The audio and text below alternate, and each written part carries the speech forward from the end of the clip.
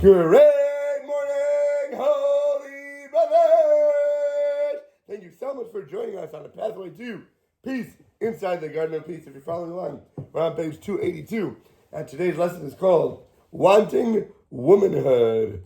Here we go. What is going on?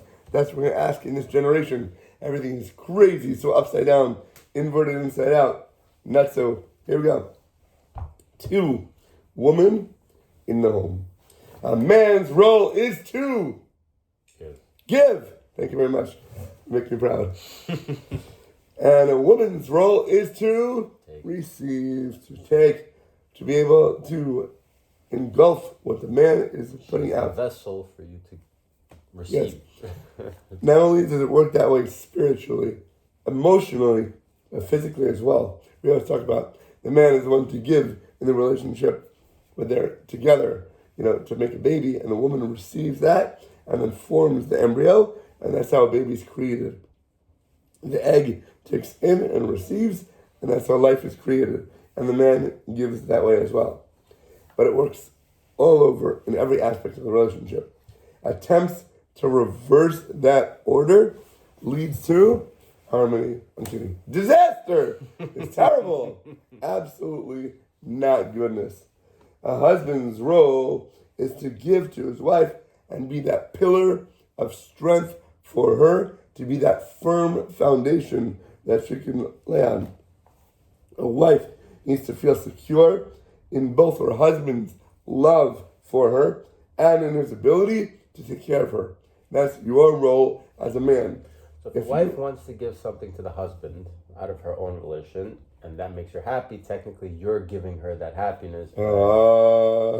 It's like when somebody gives something to you, but let's say you don't need it. A billionaire, right? Somebody comes over his house and buys him a bottle of wine. He's got 10,000 bottles of wine in the cellar. Much more expensive, much tastier, whatever it might be. So if you can give somebody something, but they give you back that satisfaction, that happiness, then you're the one really receiving. Because to them, it doesn't mean much. But what they're able to give to you is unbelievably, can't be, it's priceless in that way. So absolutely, you hit it right on the head. Very good. When a husband displays weakness or needs her, he needs her to boost his ego, because he doesn't have the confidence in himself, whatever it might be, and give him the honor. I need this from you. And if you don't have it on your own, you rely on her for it, foundations will crumble to pieces. But you can tell her that, even like saying, you can say like, oh, you give me strength. You don't ask for it, but you can tell her that to make tell her anything for confidence. Right. You can tell her anything to give her compliments. Right? A compliment, more or less. Of course. Right. But you better know deep down inside what the reality is. Right. Okay? An honor-seeking husband is losing his masculinity, his male status, because he wants to receive and is waiting for that handout. He is literally transforming himself, I said this before, into the woman. Yeah, I have a friend. This is not me. This is an actual friend. Asking for a friend. Yeah. He's actually a very good cook. Like, does very pretty dishes, and every time he does, he's not a cook like by nature. But every time he like gives you to try it, he's like, yo, is that good? And I'm like, what do you want? An honor? He always wants that. Like if I just say, yeah, it's good, he's like, what? That's it? Just good? It's like, what do you want? He's empty without you filling him up with compliments. He's relying on other than self. Yeah. For sure. And you can see it. It's just wild. It's crazy. It creates a situation of having 2 females in the home. Both parties are wearing dresses. It is an impossible state of affairs. His wife is longing to him for honor. And as she should, that's her role. That's the definition of femininity. But because he's entangled in his own desires for honor, he's always craving himself. He's unwilling to give her anything until she first makes him full. He cannot do his part because he's still lacking. And he's looking at her for it. He's looking to make her into the man so he can be the woman in the relationship. You ever look at, not to generalize, but many times in a relationship with two women, one of them takes on the man role. Who's the giver and taker? How is that going to work in a relationship if you don't have somebody helping the other one light up for the other one to shine? Even in those relationships, one transforms into more of that solidarity, that pillar, that foundation, that core. Somebody's got to be the one, the other shoulder to cry on. He's unwilling to give her anything until she honors him first. He's lacking. It's a deadlock that ensues. Such a husband needs to understand two specific things. One, first of all, he has an obligation. He has a commandment from the Torah to honor her. Not the other way around. The woman is not obligated to give you the honor. Secondly, if he honors her properly, guess what? If he's doing his part, if he's going to be his foundation, she will by definition honor him. She will love him. She will want to give back to him because he is the giver in it. But she wants to express her gratitude, her appreciation for what he should be in the first place. Stop undermining your reality. The world is nuts nowadays. People have to be so politically correct. You have men in the women's bathrooms shaving their legs, and the woman got so upset in Planet Fitness, it was 2 days ago, where she filed a complaint to the administration. Wait, a man was shaving his legs? Man was in the women's bathroom. He was transgender, whatever it was called. And he was shaving his legs in the bathroom. And the woman got real offended. I don't know if he was dressed, not dressed, but his legs were up on the counter. Everything was exposed. And she took a picture of this person in the locker room and sent it to the administration. Because she felt uncomfortable going to the bathroom when this guy's things are hanging out in front of her.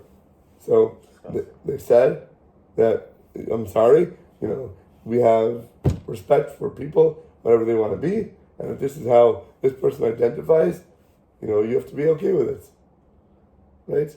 And then it went crazy viral on YouTube, on the internet, on Instagram, whatever it was, and then I think she got in trouble because she took a picture of this person in the locker room, and they suspended her membership because she felt uncomfortable in their gym and violated their terms. There's a guy in a woman's bathroom. She has no right to not feel uncomfortable? If this is how he identifies, they said, Unbelievable. and she's the one who should be bending over backwards Disgusting. to accommodate him. Men need to become women to compete in women's sports because they can't compete on their own level. So they're like, I'm going to be champion in a women's section.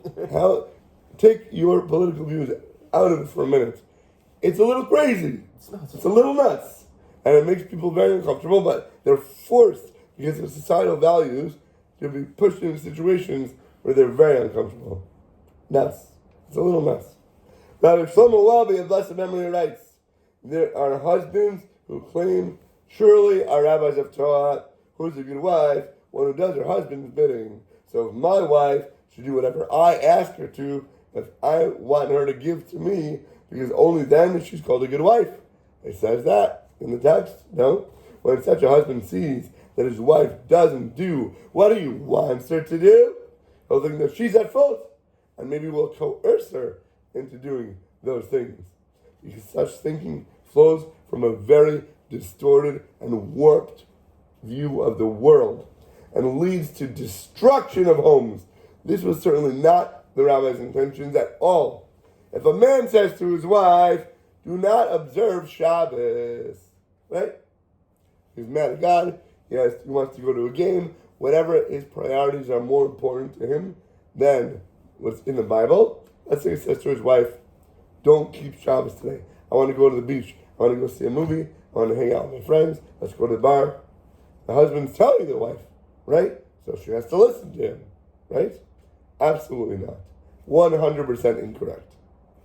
That which they said, does the will of her husband, refers to when he is in accordance with his will, the same as God's will. If he's doing what he should, part of which requires him to treat his wife with honor, to treat his wife with respect, because that's your role. If you're not doing your role, how dare you think that she should be keeping her role? You're completely messing her side up. And it's your fault, not hers. Our rabbis in the Talmud said that a man is obligated to honor and love his wife, their words are Hashem's will. Hashem also wants man to fulfill the oath that he swore to her at the wedding night, to honor her, to respect her, and to cherish his wife. A husband has a biblical obligation from the Torah to honor his wife. On his wedding night, he swears that oath in the presence of two witnesses and the rabbi conducting the service, that he will fulfill all that is written in his marriage contract in the Kesuvah, the Jewish marriage contract. One of the clauses of the contract states in black and white, I will honor my wife in the manner of men who truly honor their wives. Rabbi Shalom Arush, of blessed memory, writes that the greatest honor for a wife is when her husband humbles himself before her. And what does he do? He makes her the number one top level priority.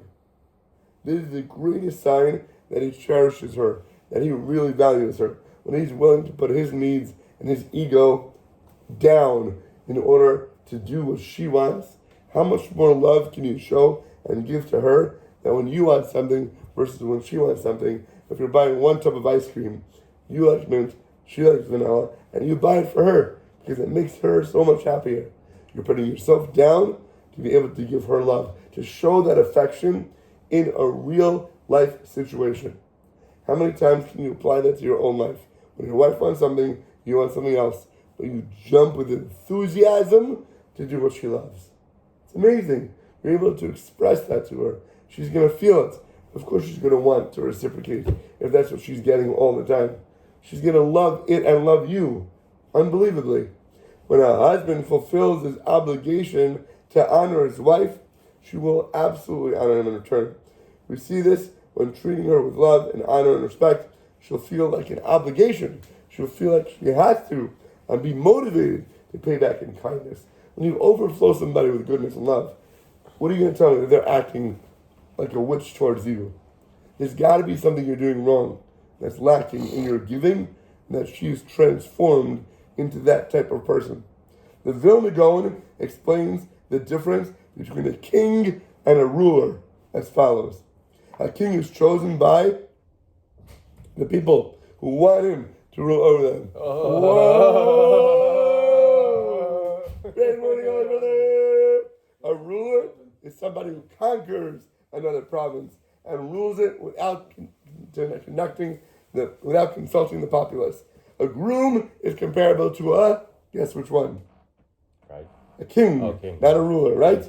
Because since his wife accepted her to be his husband, right? But she expects him to rule in the way of Jewish kings, with strength, with compassion, with sensitivity, not to beat her every night when he comes home, because he's going on a rage and was drunk the whole day, and coming now and is pouring it all out into her. She's not your punching bag, man. You're supposed to treat her with love, with honor and respect. You have to be the giver in a positive sense, not a giver with your belt out and whipping lashes. What's wrong with you? What are you expecting back from a wife if that's the way you're going to be expressing? The Torah wants you to be able to give love and affection, and a number one priority, God forbid you should ever have something negative come out of your mouth that way, because you're destroying your own relationship and creating a monster because of your actions, because of your speech, because of what you're putting in is what you're going to be getting back.